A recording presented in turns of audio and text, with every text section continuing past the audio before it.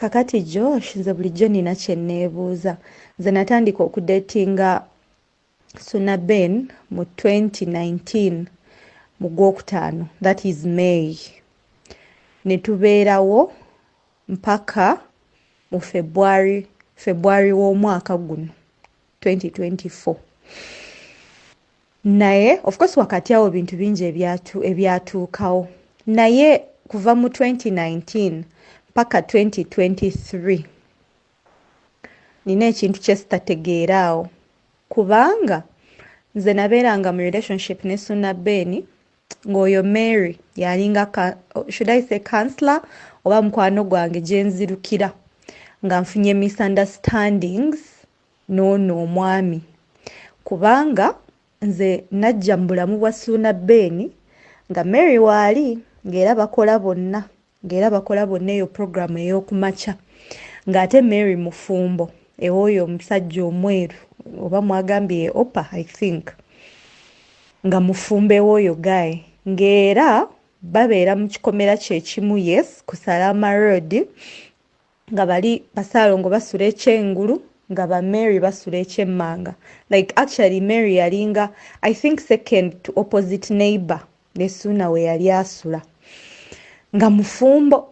Kati nze bwe najja mu bulamu bwa Suna na musango ono yali kyaliwe nti otandise okudatinga omusajja n'oyingira mu bulamu bwe, kati n'osanga nga crew abantu abasinga obungi baalina bavubuka. Kati bw'osangamu omuwala, abawali abali eyo bajja kunjulira nti bw'osangamu omuwala sometimes omuwala akwanguyira nnyo kubanga oba ogezaako kufuna nti maybe you know ono mukwano gwange, kwanga abavubuka basobola okukwekerera munnaabwe naye ate abawala most of the times tebatera nti kale bwe mubeera ne misunderstandings ng'osobola okukubira ono oba maybe si tetuba befriending kubanga obeera ne misunderstandings zokka n'ebirala.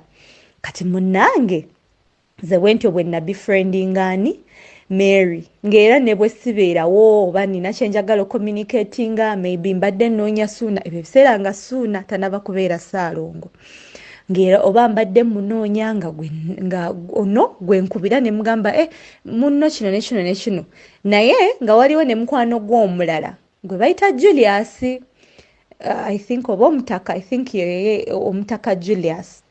Kati nga abantu ababiri be bakwano baani Basuna bemmanyi ennyo at least ennyo nti nga wetubeera ne misunderstandings but mostly nakubiranga Mary oba either nga msindikira message kati omanyi oluusi omuntu nga muli mu relationship oba tunamutegeera bulungi ng'omuyiga buyizi era nga nkubira Mary ne mugamba mukwano gwo kati bwe yeeyisa bw'ati olina kukola ki like bwe tutyo nga tuli ba mukwano ng'era ono ye mukwano gwani gwa boyfriend wange. Kakati ne tubeerawo nze nabeera ne Suna mu 2019 ne tugenda mu COVID ne tusigala nga twogera naye nze saabeerangawo nga nzija buzi nga tetusula mu nnyumba y'emu nga nzija nti like mbeera kwanga nze nali nkolera bweru wa Kampala kati nga nkola ki nga nzija buzi naye nga buli kimu ekibeerawo ono gwe ngamba to the extent that nzijukira yali July because Suna bamuzaala mu July yali July ya 2021 ebyo ebiseera nga awo COVID eringa ng'ekendedde you know eweddemu kati nga ndaba ali down ayina bye yali ayitamu awo kati ne ngamba leka mukolereyo akantu you know asanyuke and he feels special on his day. Nkugamba Josh oyo omuwala gwe nayitamu akolerani oli surprise era gwe nakubira essimu kozi nze eno naina obi nga akola bino ebintu bya surprise ne mukubira essimu ne ba organizing kati ng'eri gy'ogamba nti gwe munasanga yeeri gwe munayogera naye yali Mary much as that nabawane namba ya Julius naye eyali prime person yali Mary era Mary yabatuusa ku oyo omuntu ne bamusurprisinga mu studio and everything was okay. Kati nze nnongolo sinaba kukiteebereza nti oba naye bano ababiri bali tebanaba kutandika kweyagala ebyo ebiseera. Kati ne tubeerawo paka 2023 kati 2023 awo wentandikira okulaba attitude omanye ebyabawala mwala muno attitude ninze nga sefiirayo ngasobola okujja mu nyumba n'abasanga nga mutudde hai ne badda mu kiboozi ne munne okitegeera nengamba owaayi bakola bonna nze nno nga mbi overlookinga nga ngamba bakola bonna tekiina nnyo buzibu kubanga bakola bonna ng'era nze nkiraba nti bakola bonna oli mukwano gwe era nga muyita papa kino papa kiri papa kiri naye nga ono waabeera oli tabulawo nti oba babadde wano ng'oli tabulawo nze natuuka n'ekiseera nga ndooza si stalkinga page yono nga nstalkinga page y'oli kubanga namanyanga nti ono waabeera ng'oli wakola ki waabeera kaakati mu 2023 ngenda nfuna olubuto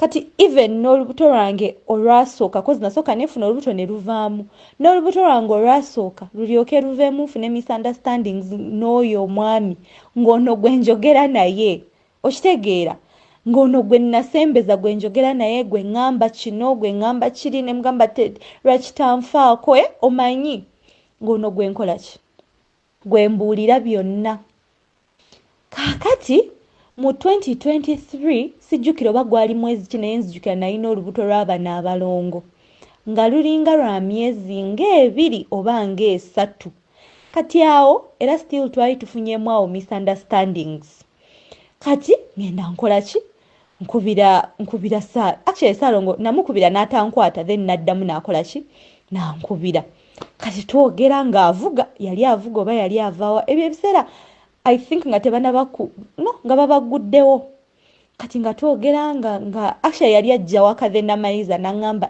nerabidde otteeka amafuta mu motoka kanzireyo ng'olwo nno tuli ku ssimu kati nga Suna nga twogera kati avuga akomawo atuuka ewaka ayingira mu gate nga mpulira bulungi kubanga oba oyogera n'omuntu ku ssimu kubanga nzijukira nasooka ne mugamba nga wasirifu nnyo okakasa oli mu mmotoka nasa ekirawuli ky'emmotoka ne mpulira embuyaga omayinga emmotoka etambula then naakizaayo kati nga twogera na WhatsApp call kati ono ng'ajja kati ono bwe yatuuka ng'ahuutinga ayingira mu kikomera kati bw'ayingira ng'asigala mu mmotoka kati bw'asigala mu mmotoka ngenda okuwulira olwo nno tukyanyumya naye nga tetuli ku direct call nga tuli ku calls za WhatsApp kati ngenda okuwulira ng'oli ayingidde mu mmotoka kati oli bwe yayingira mu mmotoka ono essimu yagiteeka wansi kati kye simanyi oba Suna yalowooza nzigyeko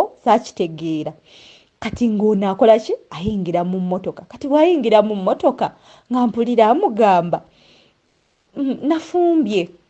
nafumbye macaroni ng'akola ki ng'amuwa ng'oli atandika okulya kati nga baliyo ng'amugamba katuyagala nkukwateko tuyagala nkukiisinge jjukira katolooze ndi kukola eri ya WhatsApp kubanga wabeera kukola ya WhatsApp oli n'akuumuza wansi sometimes osigalako ng'olowooza maybe alina byakola leka akole ki kanzirire because this is a WhatsApp call teringa nti obeetwala airtime oba ki nze ngamba kati nze we yawumuza essimu wansi I thought actually nze nalowooza ayingidde mu kikomera ali mu kwogera n'embaziira because kye neerabidde before ng'ono Mary tanaba kujja mu mmotoka oba yali mbaziira oba ani waliwo eyajja katono naggulawo oluggi ne banyumyanyumyamu awo kati ono ndooza waalekera essimu wansi ne yeerabira nti essimu yabadde ekola ki yabadde ekyaliko kati nga muyangamba tuyagala kunkiisinga tuyagala nkukwateko nga banyumyawo bye banyumya kati nze olwo olunaku lwe narealizinga nti bano abantu bulijjo they are not friends they are actually sleeping together nga ngamba mukama kino nga kika kozi nze nali sikolanga ki nali sikirabangako in my life kati nga nsirika kati then now I hanged up now on WhatsApp kati nga maze okuwulira ebyo kati gwe weteeke mu bigere byange ng'omaze okuwulira ekyo kati I hanged up kati neŋŋamba kati oba kino oba okitandikirawa kati nga mpulira oba siwulira neŋŋamba bano abantu bulijjo nze nkugambye Josh nga sikisuspectingangako yadde n'olunaku n'olumu because that girl was so nice to me. Sisobola kumuwayiriza nti oba she was so nice to me, only that waiwo time we yatuukanga ampe yo attitude, that attitude of kakati nga njijja kati bwe najijjako nga mbalirira akadde, of course wano maze okukaminga down nekaminze down kati nga nkubira Suna nga mugamba lindako ssebo bulijjo mweyagala n'omuntu ne mugamba naye musajja gw'okimanyi oli mutemu, ne mugamba gwomanyi kyekitegeeza okwagala abakazi ababiri ng'oli amanyi munne, ne mugamba okimanyi nti oyo muwala asobola okunkola ekintu kyonna, ne mugamba kyeka n'olubuto lwange olwasooka okuvaamu something is fishy. Ne mugamba gw'osobola otya okukikola n'ogatta abawala ng'omwamanyi munne. Like it was a shock to me. Ningamba gwe gwe ng'oli mutemu, like netufuna orakas naye kati eri abantu abamanyi Suna bonna anyway I think ngambe maybe abawala ba dating because I think basajja banne bayinza obutakitegeera kino nti oli musajja muganda tebamubuuza tebamutuuza mu kakiiko ebyo simanya nakusanze oyenda ne oba olina obukakafu oli tebamubuuza. He is like that musajja mutuufu w'e Masaka. Kati of course nga tuyomba nga tukola ki nga era olwo lwe twakoma okwogera era twaddamu nze okwogera naye nga mukubidde essimu mugamba nkoze eki nzadde kuva olubuto lwa myezi at least 2 months to 3 months naddamu okwogera naye bwe namukubira essimu ne mugamba nzadde kozi nze kyampitirirako. Naye kati akalala ke nabadde ndowoozaamu in between that story is obeera oyagala omuntu ng'era mweyagala mu planninga future okitegeera naye ng'oyo omuntu akulaga abawala beyeebaka nabo kale katugambe nze yali yeebaka bwe basi nange nga tanjagala nga tetuli mu relationship okitegeera naye nga kati eno relationship eyaliwo gye batugamba nti they were even investing together baplanninga okugula ploti bazimbe, they build their future together. Naye nga omusajja akwana abakazi ng'okimanyi n'abaleeta ng'oluusi obasanga ne mu nnyumba and you don't even react. That does not really make sense. And then the other thing nze nagenda okujja mu bulamu bwa Suna eyo plot already yali agirina ng'eriko ekikomera nga kikyali wansiko. Nzijjukira bulungi kozi bagambye mbu bangi abalambula ku eyo ploti nze nange bantwalayo ko sijja kwewakana nga bazimba ekikomera ng'ekikomera kikyali wansi nga tanaba nakutandika kutema musingi gwa nnyumba. Era ne mugamba wow, this is nice, it is a good achievement, like ng'olaba nti maybe omusajja gw'olina mu bulamu bwo he is really doing something aina kyakola kyali mu kweyongerako. Era ne process bwe yajja okutandika okuzimba eyo ennyumba nzijjukira bulungi eyo show gye yakola bwe mba mujjukira bulungi nga bakabata bwe bati eyo show gye yakola I think yali oba ku Mityana Road. Eyo show gye yakola n'agulako eyo Harrier yeyo show yatandika eyo ennyumba. Already ekikomera kyaliwo naye nga si kiwanvu nnyo because yali akikozesa 99s and 99s are expensive abantu abali mu by'okuzimba. Those 99s are expensive because nzijjukiranga mugamba n'okumugamba bwe twagendayo ng'ekyo kikomera kiri wansi nga ngamba ezo 99 azigula ne mugamba lwaki tofuna muntu bana bapangisa machines ezo ezikuba 99 n'ogula material n'abantu ne bajja ne bakukubira ne bakucharginga labor. Nzijjukira bulungi nnyo nangamba nkirowoozaako kubanga nabuuza ne Misaaki I think papa Misaaki Semakula mbu yamugamba naye kye yakola nti yalina site n'afuna eyo machine ne bamukubira ne mugamba ne muzeeyi wange bwe yakola okitegeera. Kaakati nze awo kati we sitegeera nti olina omusajja muli mu kuinvestinga wamu, you're building a future together as she's claiming. Naye nga akwana abawala obamanyi abawala abamu boogera naawe gwe bayitiramu. Ngenda nakuwako ka video keyo surprise gye baamukolera. It was July 2021. Abantu abakola ku bukedde babajjukira eyo surprise bagijjukira bulungi bamusanga on air. I did a cake. I sent him flowers nga kuliko n'omuvubuka wa saxophone. ye kennyini actually ne kwolwo olunaku nze lwe nategeera nti oyo omwami yali dating oyo receptionist waabwe kubanga I watched all those videos nga balina omuntu gwe bamentioning and I think bali nicknaming she has a nickname nga say she has a nickname kati nga babeera bagamba itagundi era nga by the time oyo mwami yagenda okusala cake because nali musindikide cake ng'eriko happy birthday honey yagenda okutuuka okugisala ng'ekigambo ekiriko happy birthday that should show you nti in his workplace ayinamu abantu abalala bakola ki baganza.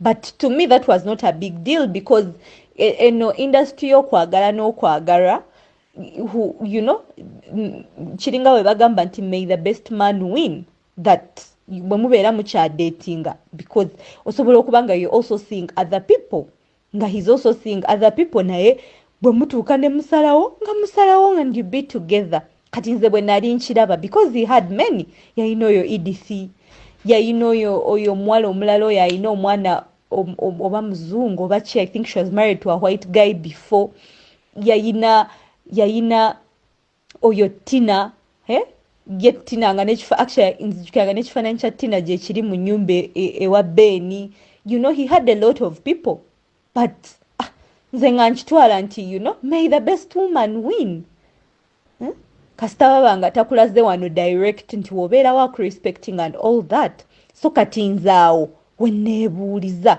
okitegeera kubanga abantu abalinganga aboogera kweno ensonga balinganga abagamba nti eyo project yatandise jjo okitegeera nti ennyumba bagizimbidde in 2 years netuukaawo nti oba ploti actually abantu abasinga obungi nze kyesagringa nakyo abantu abasinga obungi it is as if they are saying mbwe ennyumba atandise kugizimba like in 2023 and this is 2024 ekita making a sense at all kubanga nze naliwo nenjiraba eyo site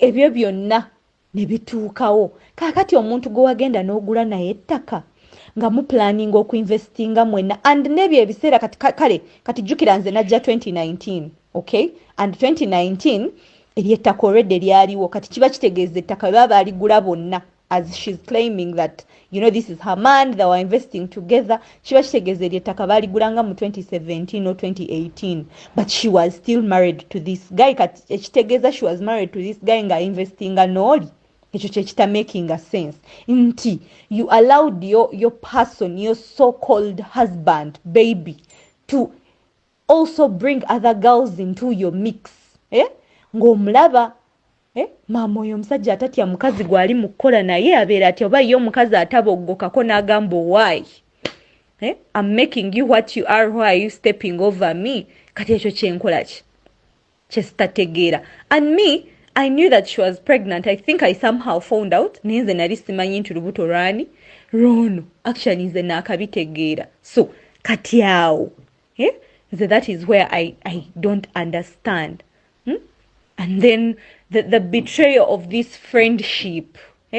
Nti nze nakwesiga gwe walinga okumpi n'omwami wange nze nga mmanyi you're just friends.